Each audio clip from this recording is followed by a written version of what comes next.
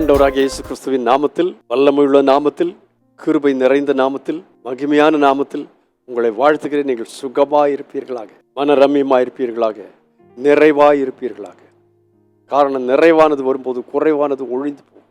இன்று மாலை சகோதரர்களின் ஜெபம் 7 மணிக்கு சபையில் உண்டு. சகோதரர்கள் அதிக அளவில் வந்து கலந்து கொள்ளத்தக்கதாக உங்களை அன்போடு நான் அழைக்கிறேன். அடிக்கடி நாம் தியானித்திருக்கிற ஒரு வேத பகுதியை நான் உங்களுக்கு வாசிக்கிறேன். அந்த அதிகாரத்தினுடைய முதல் வசனத்தில் விதமாய் சொல்லியிருக்கிறது, கிறிஸ்து இயேசுவுக்கு உட்பட்டவர்களாய் இருந்து, கிறிஸ்து இயேசுவுக்கு உட்பட்டவர்கள். ஒருவன் கிறிஸ்துவுக்குள்ளே இருந்தால் அவன் புது சிருஷ்டி. அப்படி கிறிஸ்து இயேசுவுக்கு உட்பட்டவர்களாக இருந்து, கிறிஸ்து இயேசுவுக்கு உட்பட்டவர்களாக இருந்தவர்கள் மாம்சத்தின்படி நடக்க மாட்டார்கள், ஆவியின்படியே நடப்பார்கள். அப்படி நடக்கிறவர்களுக்கு ஆக்கினை தீர்ப்பு இல்லை. ஆக்கினை தீர்ப்பு இல்லை என்று சொன்னாலும் உலகத்துல பாடுகள் உண்டு, கஷ்டங்கள் உண்டு, நஷ்டங்கள் உண்டு. அதை குறித்து 28ஆம் வசனத்தில் அப்போஸ்தலனாகிய பவுல் சொல்லும்போது இவ்விதமாய் சொன்னார், அன்றியும் அவருடைய தீர்மானத்தின்படி அழைக்கப்பட்டவர்களாய் தேவனிடத்தில் அன்பு கூறுகிறவர்களுக்கு சகலமும் நன்மைக்கு ஏதுவாய் நடக்கிறது என்று அறிந்திருக்கிறோம். வாழ்க்கையில் சில சமயத்தில் கஷ்டங்கள் அனுபவிக்க நேரிடலாம், ஆக்சிடென்ட் வருகிறது, பல கஷ்டங்கள் வருகிறது. ஆனால் அப்ப எல்லாவற்றிலையும் தேவன் நன்மைக்காகவே செய்கிறார். ஒரு சின்ன அனுபவத்தை சொல்கிறேன். 1970ஆம் வருஷம் நான் அமெரிக்க தேசத்திலிருந்து இந்தியாவுக்கு திரும்பி வருகிறேன். 3 வருட வேத பாடத்தை படித்து முடிச்சுட்டு திரும்பி வருகிறேன். லண்டன்ல வெயிட்டிங் ஹாலில் கொஞ்சம் நான் தூங்கிட்டேன். அப்பொழுது என்னுடைய பிளேன் புறப்பட்டு போய்விட்டது. அதற்கப்புறம் போய் கேட்டால், முடியாதுப்பா, இனி ஒன்றும் செய்ய முடியாதுன்னு சொல்லி ரொம்ப அழுத. என்னுடைய விமானம் போயிடுச்சு, என்ன செய்வேன்னு சொல்லி.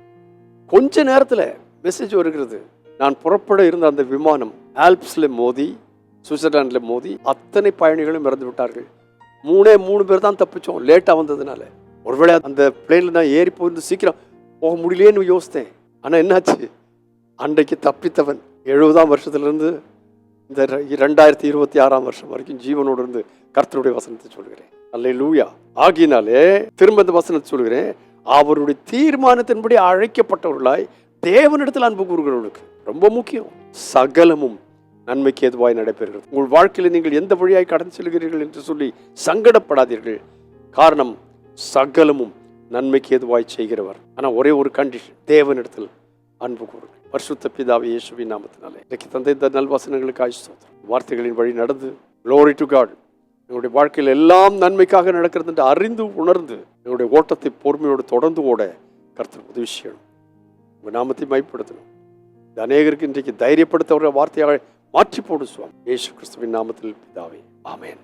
தேவனிடத்தில் அன்பு கூறுகிறவர்களுக்கு சகலம் நன்மைக்கு ஏதுவாய் நடைபெறுகிறது என்று கேள்விப்படுகிறோம், அல்ல அறிந்திருக்கிறோம். God bless you abundantly again and again and again and again. Amen.